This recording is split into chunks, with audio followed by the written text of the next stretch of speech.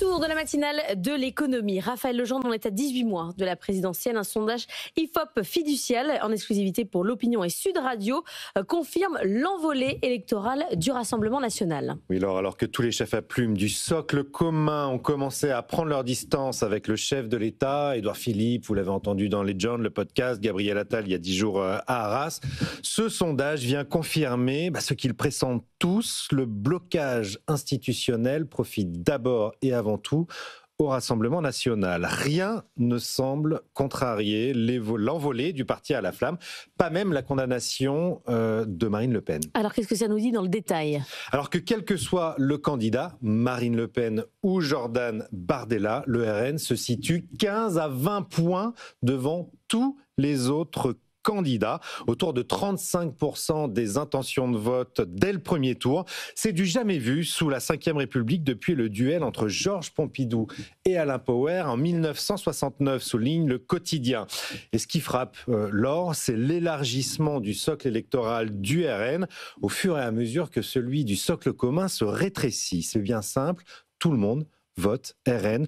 Aujourd'hui, de la France périphérique et populaire où Jordan Bardella capte les moins diplômés, près de 6 non-titulaires du bac sur 10 votent aujourd'hui RN. Et chez les ménages modestes, c'est près d'1 sur 2 sous les 1 300 € de revenus mensuels. Mais aussi jusqu'à la droite et jusqu'au patronat. Un tiers des chefs d'entreprise sont prêts à voter RN aujourd'hui, près d'un tiers, 32%, et plus du quart des sympathisants républicains, 27%. Qui peut tenir la corde face au RN ? Parce que ce qu'elle nous dit, c'est qu'il n'y aura qu'un ticket, en fait. Et oui, évidemment, le scénario central est que celui qui accédera au second tour face à Marine Le Pen ou Jordan Bardella bénéficiera bien sûr du Front républicain, et donc gagnera la présidentielle. Mais qui pour y arriver ? Jusqu'à présent, les macronistes croyaient bénéficier d'un socle électoral solide autour de 20-25%. Mais ils risquent de déchanter sérieusement à la lecture de ce sondage. Édouard Philippe décroche complètement. Il était aux alentours de 25-26% au printemps. Il n'est plus qu'à 16-19% aujourd'hui dans l'IFOP. À seulement quelques encablures de Raphaël Glucksmann, qui lui est juste derrière, entre 14 et 16% des intentions de vote. Raphaël Glucksmann qui donc potentiellement pourrait apparaître au second tour dans toutes les hypothèses puisqu'il est dans la marge d'erreur. Derrière lui, Gabriel Attal n'est qu'à 10% et Gérald Darmanin à 7%. Ils ne parviennent pas à s'imposer comme des recours crédibles.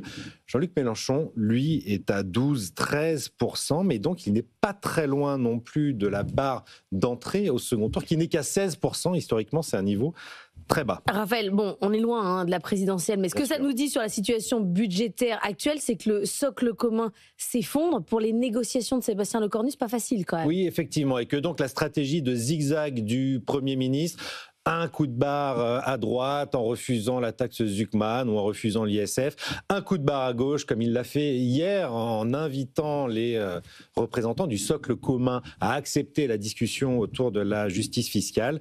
Eh bien, ce zigzag ne fonctionne pas très bien, effectivement. En voile, vous savez, on dit tirer des bords. C'est quand on a des vents contraires qu'on essaie de garder le cap. En général, c'est plus long. On tire des bords, ça louvoie, c'est fatigant et pas sûr qu'avec cette méthode, on le voit avec ce sondage, la Macronie arrive à garder le cap vers la présidentielle. Merci Raphaël.